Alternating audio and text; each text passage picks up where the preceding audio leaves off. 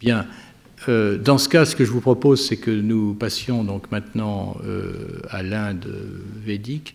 Et dans un geste de solidarité qui me touche beaucoup, Anne Chegg m'a proposé de lire le texte de Charles Malamud. Donc je vous repasse la parole. Bien, merci à Alain Suppiot là, d'accéder à un désir. C'est une envie que j'ai de lire ce très beau texte de Charles Malamud, qui est vraiment un très grand maître des études indiennes et qui n'est malheureusement pas avec nous aujourd'hui. Donc, je vais essayer de le lire du mieux que je peux. Je vais parler de l'Inde ancienne dans sa version brahmanique, telle qu'elle nous est connue par des textes composés en sanskrit. Triple limitation donc.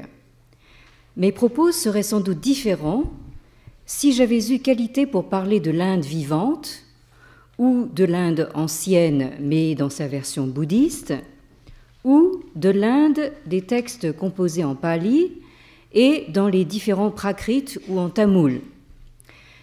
Les textes sanskrits brahmaniques, donc, ils relèvent de toutes sortes de genres littéraires, mais ceux que nous avons à prendre en considération, ce sont principalement des textes prescriptifs d'une part, d'autre part des récits, le plus souvent de caractère mythique ou légendaire. Ces narrations, du reste, contiennent elles-mêmes nombre de passages prescriptifs, ainsi les deux grandes épopées. Dans ces enseignements, Shastra, ceux qui nous concernent portent sur ce qu'on appelle le dharma, terme traduit souvent par ordre du monde et qui, en fait, désigne le catalogue très détaillé des devoirs qui s'imposent à l'homme.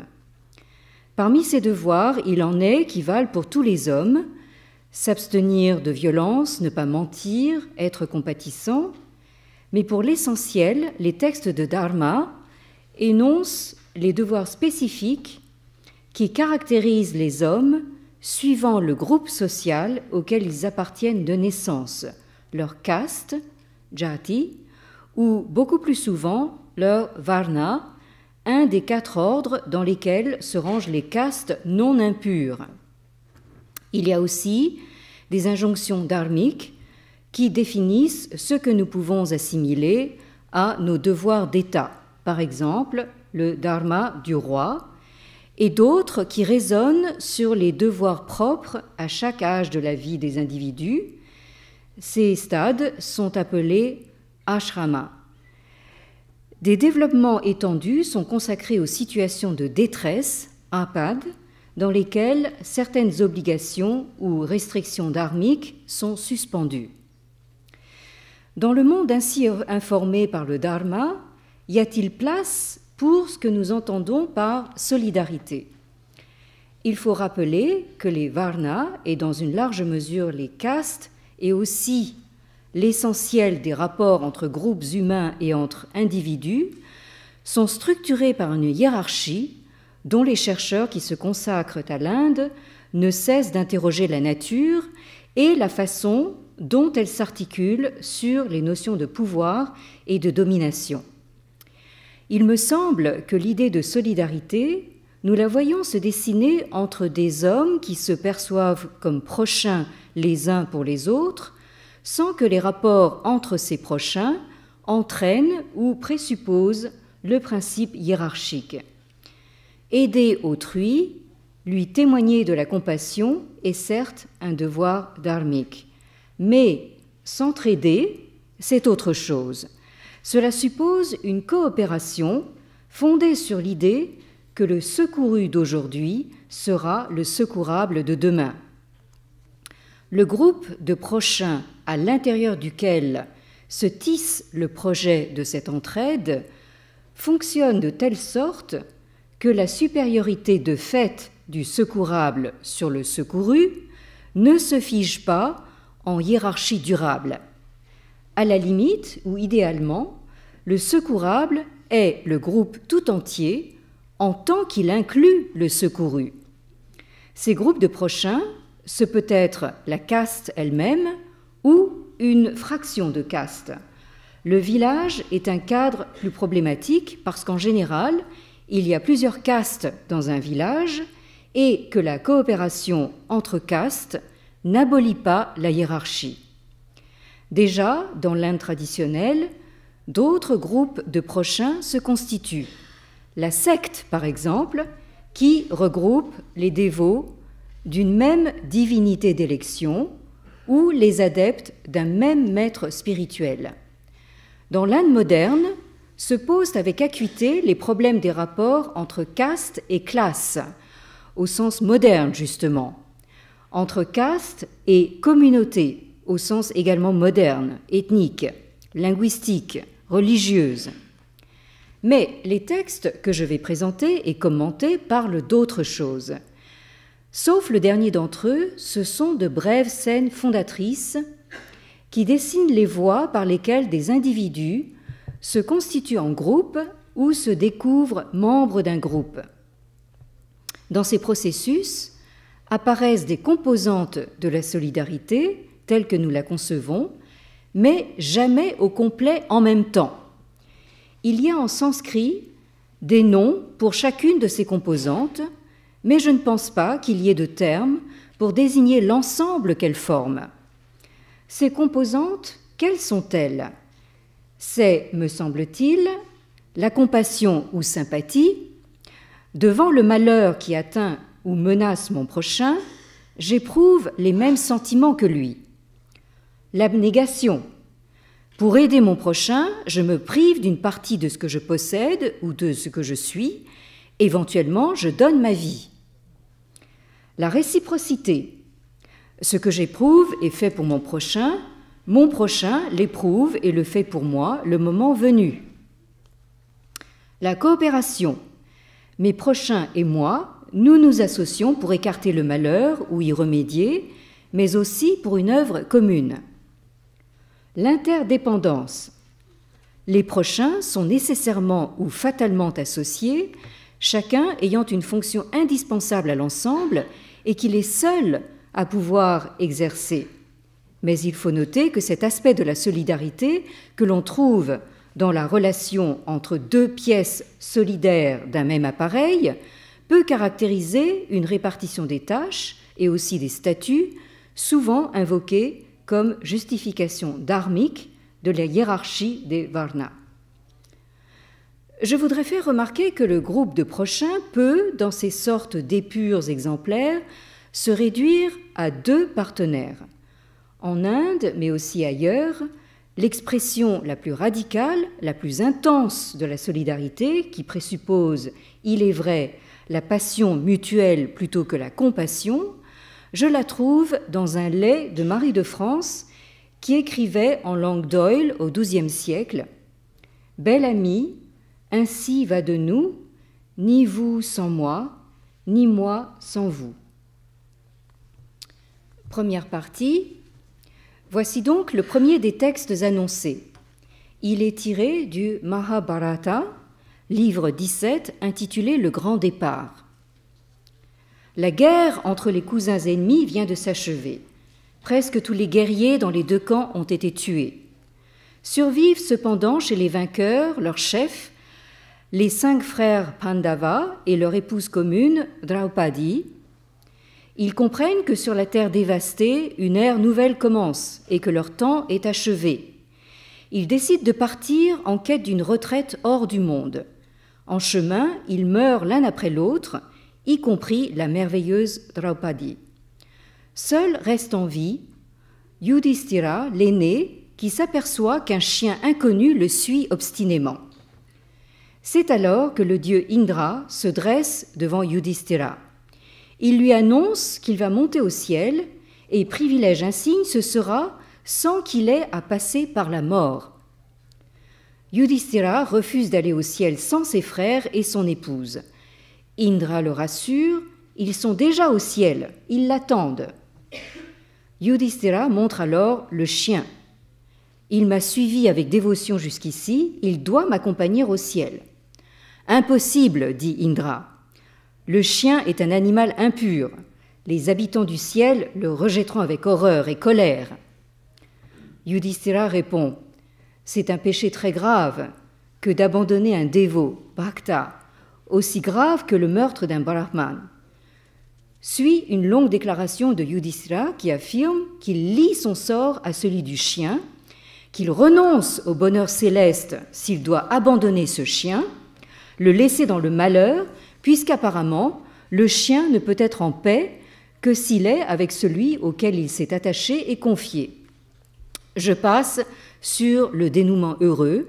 Ce chien, en fait, n'est que l'apparence qu'a prise pour un temps le dharma personnifié, pour souligner dans cette relation entre Yudhishthira et le chien ces éléments de solidarité que sont la compassion et l'abnégation de Yudhishthira, l'interdépendance entre son sort et celui du chien, interdépendance qu'il constate d'abord puisqu'il entérine unilatéralement, en la rattachant à une doctrine d'ensemble, sur le devoir de ne pas abandonner le prochain qui se confie à vous. Voici exactement ce qu'il dit. « Je ne veux pas être le compagnon de la gloire, si pour elle je dois abandonner cet être qui est mon dévot. Abandonner son dévot, c'est, à ce qu'on dit, un péché extrême, égal dans le monde au meurtre d'un brahman. C'est pourquoi, ni aujourd'hui ni jamais, je n'abandonnerai cet être pour rechercher mon propre bonheur, ô grand Indra. Un être effrayé, un qui est votre dévot, un malheureux qui vous dit qu'il n'a d'autre recours que vous, un qui est trop faible pour se préserver, un qui veut sauver sa vie, je dois m'efforcer de ne jamais l'abandonner, fût-ce au prix de ma vie, c'est mon vœu constant. Faire peur à un être qui est venu vous demander protection, tuer une femme, s'emparer du bien d'un brahman, trahir un ami, à ces 4 péchés s'égale, selon moi, le fait d'abandonner un qui est votre dévot. » Fin de citation.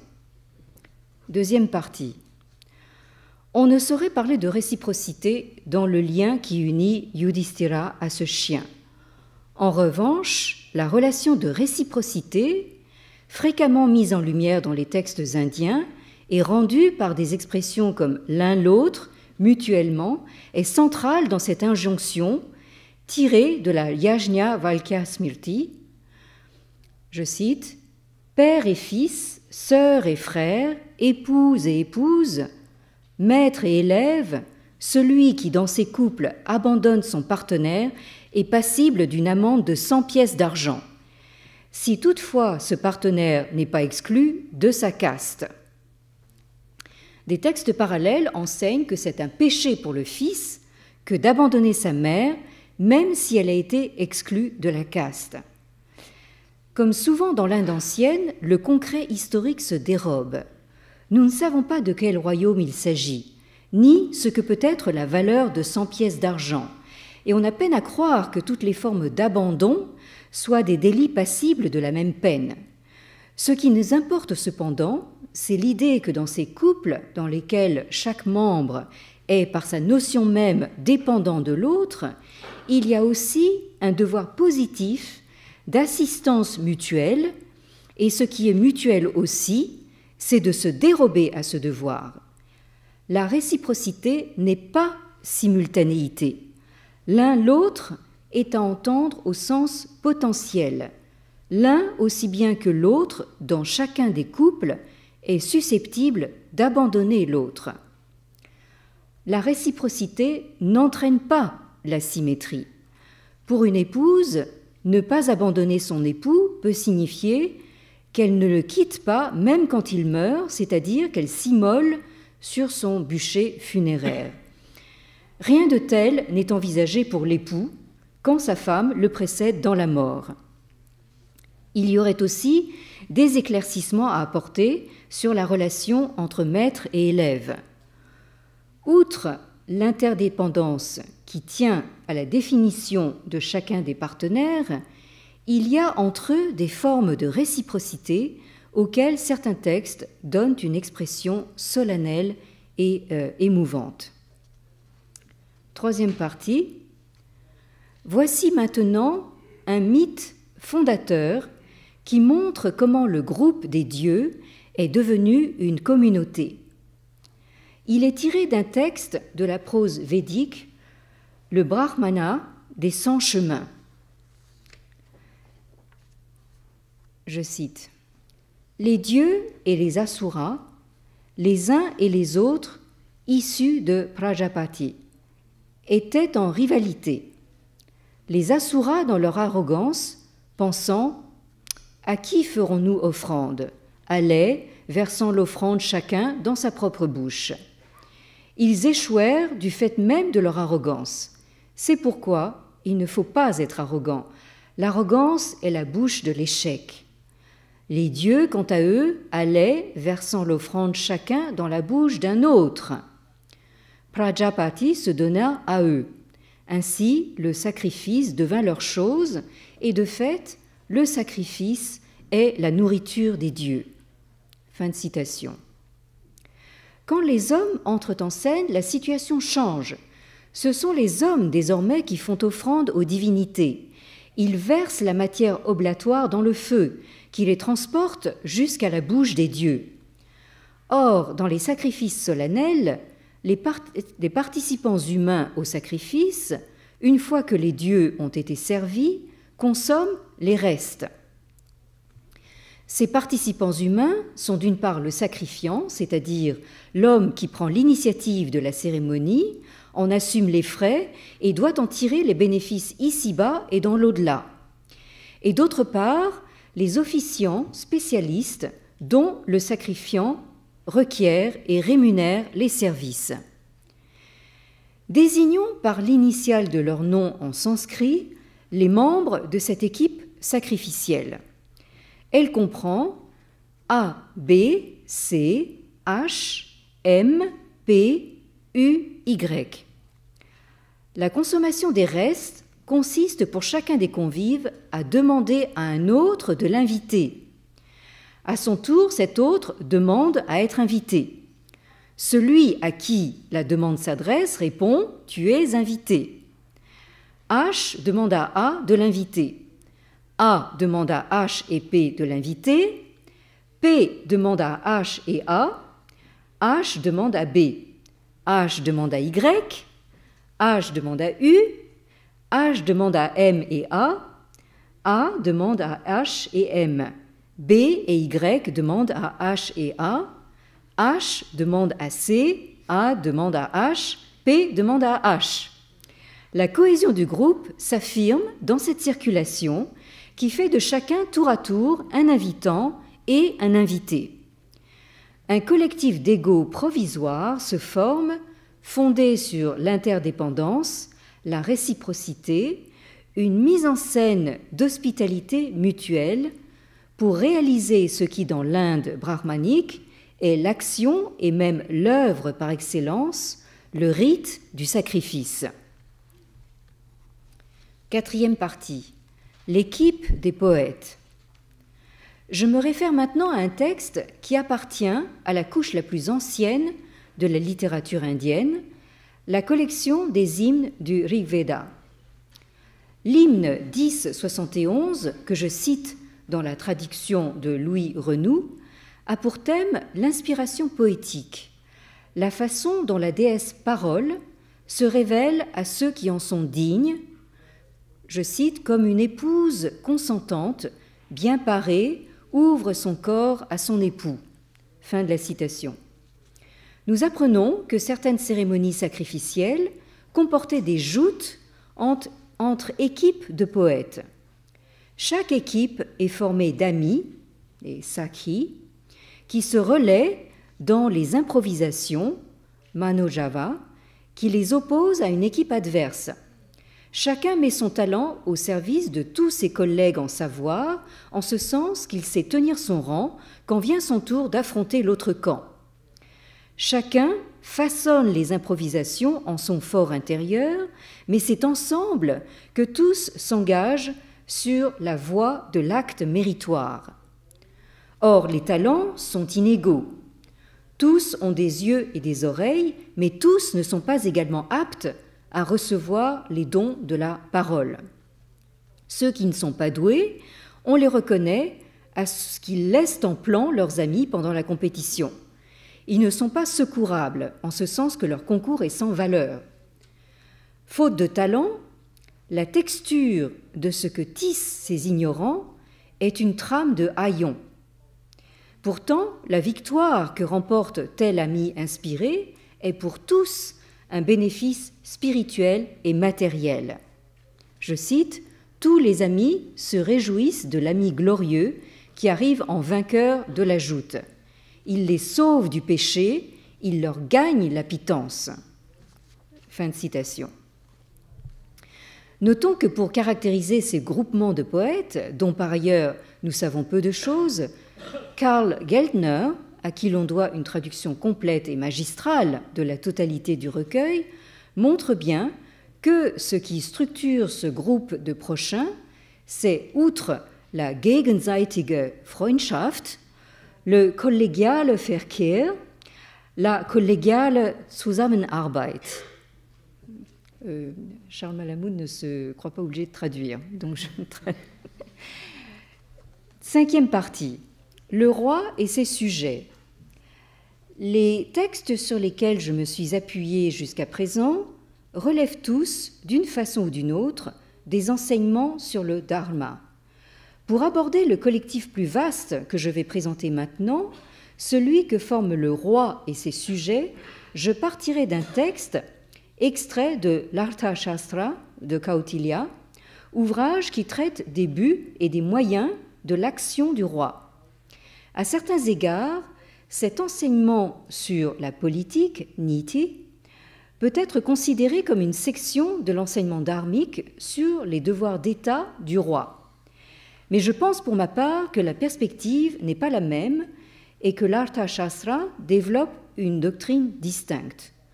Quoi qu'il en soit, voici ce que nous lisons en Arthashastra 10.3.27. Je cite, « À la veille de la bataille, le roi doit rassembler ses troupes et dire « Je suis un salarié à l'égal de vous. Ensemble, jouissons de ce royaume. Quand je vous en donnerai l'ordre, foncez sur l'ennemi. » Fin de citation. Le terme vetana signifie salaire dans son sens le plus profane. À ce titre, vetana se distingue nettement de dakshina, qui signifie gratification rituelle et désigne les biens que le sacrifiant laïque verse aux officiants pour prix de leur service dans l'exécution du rite. Que veut donc dire le roi quand, s'adressant à ses soldats, il leur dit que leurs destins sont liés, qu'ils ont le même objectif, jouir du royaume qu'ils vont conquérir, et cela parce qu'ils sont de même condition. Il faut noter d'abord que dans le texte de Kautilya, cette exhortation du roi à ses troupes est immédiatement suivie de discours beaucoup plus dharmiques prononcés par les brahmanes qui escortent le roi. Un soldat doit accepter sans hésiter de mourir pour le roi qui lui donne de quoi vivre. En outre, qui meurt au combat est assuré d'aller au ciel. Mais revenons au roi salarié. Il semble que le roi ici se réfère à une doctrine selon laquelle les impôts qu'il perçoit, c'est-à-dire 1/6 des récoltes, sont le salaire que ses sujets lui payent pour le travail qu'il accomplit en les protégeant et en veillant à ce que règne sur le pays l'abhaya, absence de danger ou de crainte. Mais il semble aussi que les nombreux textes de dharma qui établissent une relation entre les impôts que le roi perçoit et la tâche que le roi doit accomplir ne la formulent pas en termes de travail et de salaire.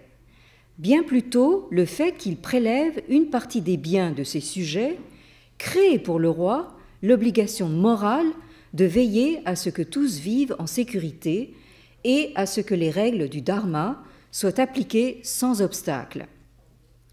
Ainsi, dit le Manu en 7.144, je cite, « Le devoir suprême du roi est la protection des sujets. Le roi qui jouit des biens qu'on a mentionnés, c'est-à-dire 1/5 sur le croît du bétail, 1/6 des récoltes, est tenu, yukta, d'accomplir ce devoir. Fin de citation. Manu tire de cet élément quantitatif, le montant de l'impôt, une comptabilité pour l'au-delà. Je cite, « Au roi qui dûment protège ses sujets, vient 1/6 des mérites de chacun d'entre eux. 1/6 des démérites des sujets va au roi qui ne les protège pas. Et plus loin, le roi qui ne protège pas ses sujets, mais prend cependant 1/6 de ce qu'ils produisent sous forme d'impôts, celui-là, on dit qu'il se trouve chargé de toutes les souillures de son peuple. » Fin de citation. L'interdépendance du roi et de ses sujets, que décrit ici Manu, est donc bien différente du compagnonnage entre le roi et ses soldats, fondé sur ce trait commun d'être des salariés formant ensemble une bande unie dans un même projet de conquête. Mais il est un autre passage des lois de Manu qui, dans ce même développement, nous donne une idée plus précise de la façon dont l'interdépendance du roi et des sujets peut être interprétée comme une forme de solidarité. Je cite, « Le roi qui donne la sécurité à ses sujets, toujours est digne d'être honoré. Son règne est une cession sacrificielle qui se déploie dans le temps et qui a pour honoraire cette sécurité même. » Fin de citation. Cession sacrificielle est une traduction du terme sanskrit satra, qui désigne une cérémonie sacrificielle de durée plus longue que les sacrifices ordinaires. Elle peut s'étaler sur des années, organisée non par un individu, comme c'est la règle, mais par un sacrifiant collectif et dans laquelle la distinction entre sacrifiant et officiant est abolie. Les membres individuels du sacrifiant collectif exercent tour à tour, chacun au profit de tous, les fonctions des officiants spécialisés. La dakshina, rémunération rituelle que le sacrifiant est tenu de verser aux officiants, est, dans le cas du satra, un bien commun payé par tous et consommé par tous. Dans la métaphore sacrificielle esquissée par Manu, l'interdépendance du roi et des sujets se double donc de réciprocité et de coopération, et la gratification dont jouissent ensemble le roi et les sujets n'est autre que le succès de l'œuvre commune.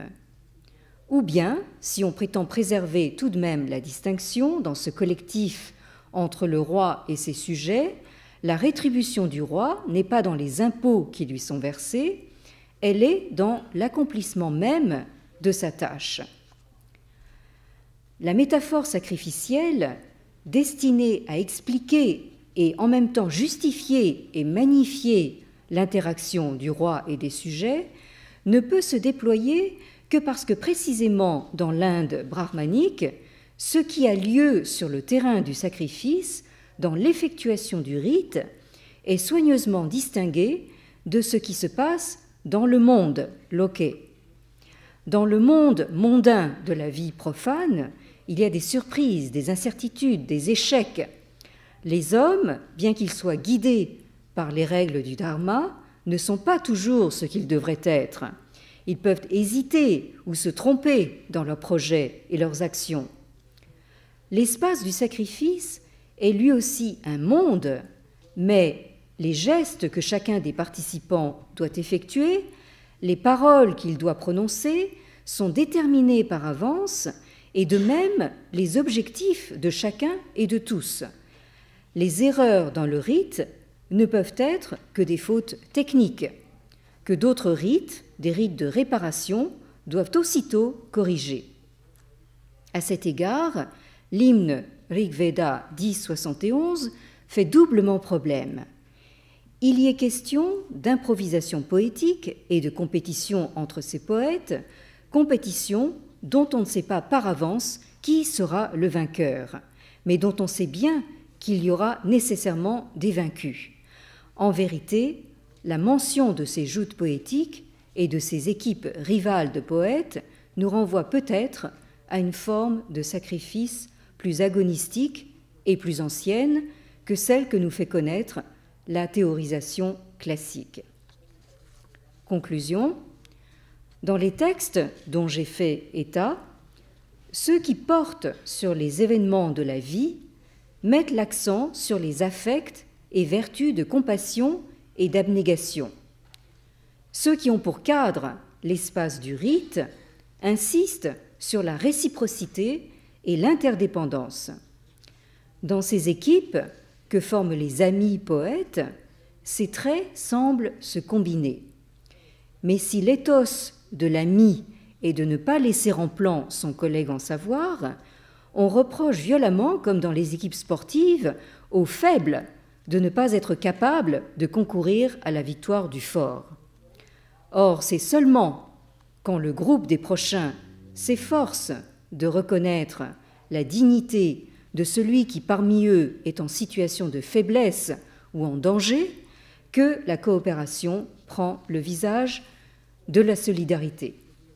C'est peut-être dans l'image du royaume ou du règne, transporté du monde mondain jusqu'au terrain du sacrifice, que l'on devine le mieux l'interdépendance heureuse, la réciprocité, les bons sentiments, et notamment le sentiment de faire corps avec les autres qui signale la solidarité.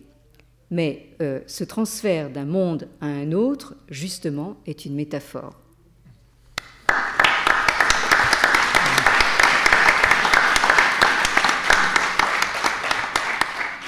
Bien, merci infiniment. Je crois que Charles Malmoud aurait été très heureux que vous lui prêtiez votre voix. Et on va faire comme ce matin une petite pause rafraîchissante d'une quinzaine de minutes. Et nous reprendrons à... oui, on a pris un petit peu de retard en réalité. Non, pas du tout. Non, on est juste dans les temps. Donc on reprend à 16h30.